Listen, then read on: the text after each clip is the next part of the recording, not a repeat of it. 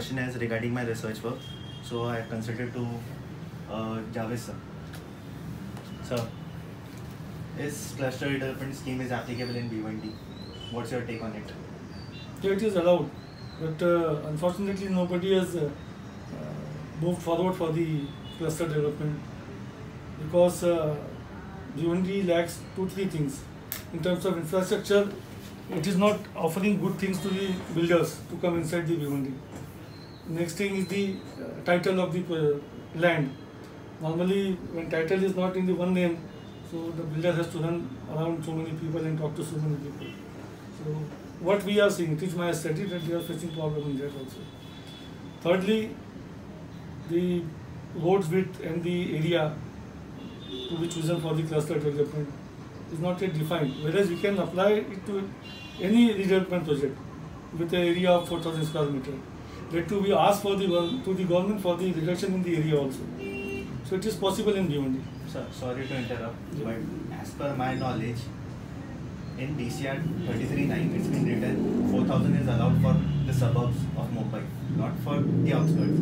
For outskirts, it's been written as 10,000 minimum plot area. Yeah, it was 10,000 previously, but now in the final UDCPR, that is 2020, it is given up to 4,000 square meters, you can go for the redevelopment. Whereas government of Maharashtra is thinking on reducing the area also, because in the meeting held with the urban development minister after the collapse of Jilani building, we had clear discussion on that. He said, "You come along with the paper, we are ready to give approval." But unfortunately, we had no proposal to submit officially on to him. Okay. One more thing. So that proposal will be according to 33(9) or as per UDCPR? As per UDCPR. Okay.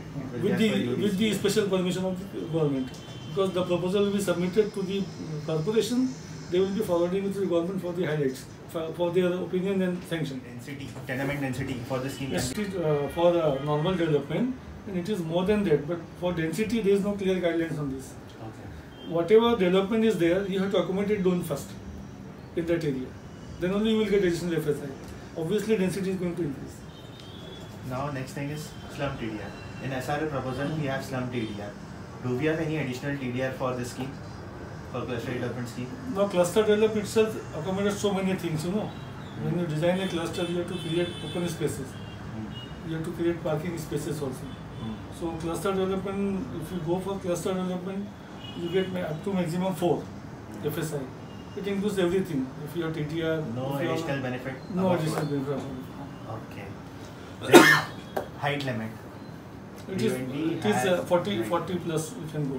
But inner area. Inner area, congested area we say. Congested area. And for non-congested area we can go more than that. Including water tank? Where there is a road 18 meter wide. Okay. Including water tank? No, water tank height is not counted. Okay. It's a parapet only, terrace level.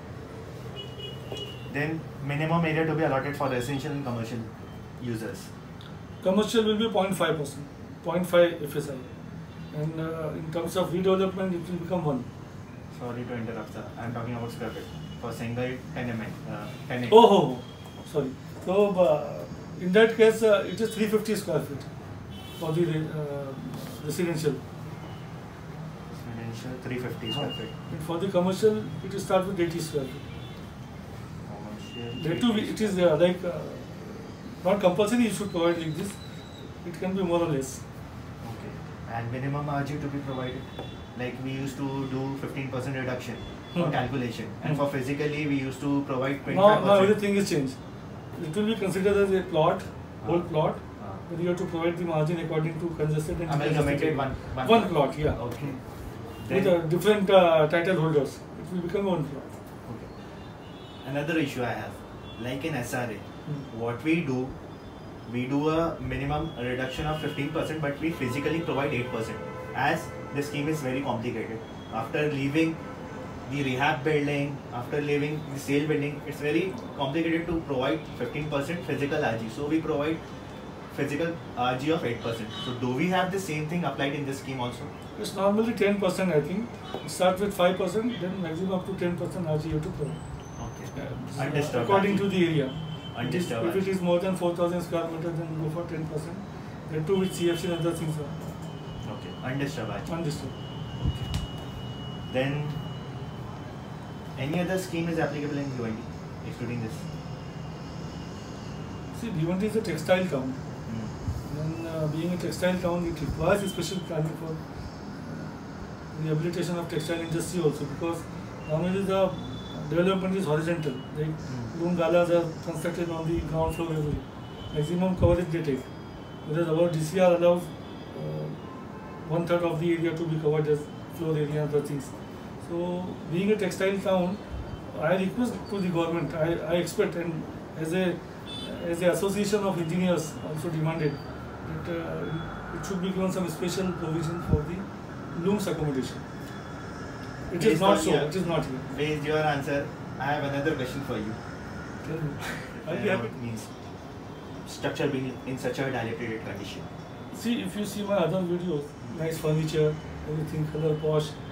Maybe leakages will be there. वो बोलेंगे ऐसा builder ने खराब किया. So in my counseling session, whenever we do structural audit to the structure, in my counseling session I sit along with those people and tell them कि भाई सुना था ना आपने कि बदन इतना मजबूत, दांत इतने कमज़ोर, इसमें उल्टा हो रहा है. दांत इतना खूबसूरत और बदन इतना कमज़ोर. तो फिर उनको एक्सप्लेन करता हूँ कि आपको आपकी बिल्डिंग बचाना ज़रूरी है. You are sitting on a Titanic ship, Titanic जहाज़ के ऊपर आप बैठे हुए. What is happening Titanic? It started sinking from back side. So there was show going on at the top. So people watch, oh, something going there. And after a few minutes, they also fell down. So this will happen with the buildings. तो ये मैं सबको समझाता हूँ कि आप लोग जो भी हिंदी है, मराठी है, तो नहीं समझ में आता, मैं समझा रहा हूँ कि आप फ्लैट को मत देखो, see building as a whole. Building बचाओ तो आपका फ्लैट बचेगा. Like last year we have a building fall down. His name is Jilani building. Jilani building. So what government is doing, government policy for the victim of such building? Are they going to be compensated? The bishop could have been avoided, I think, if there would have been a separate agency to monitor those type of buildings. See, the corporation is running out of the staff. The capacity of the staff is less. Whatever we as an engineer see in the corporation. So every work cannot be done through these agencies. They have to monitor. If some, like Jilani building, timely steps would have been taken. At least the eviction was compulsory for that building. Because in the audit also something wrong only, they got some wrong result only. And the corporation people, they gave them many notices. And nobody cared. They said, "Mera flat to barabar hai." So the same thing happened with those people. Like they were confident कि मेरा building को क्या होने वाला. See, what is happening, people themselves try to become a doctor.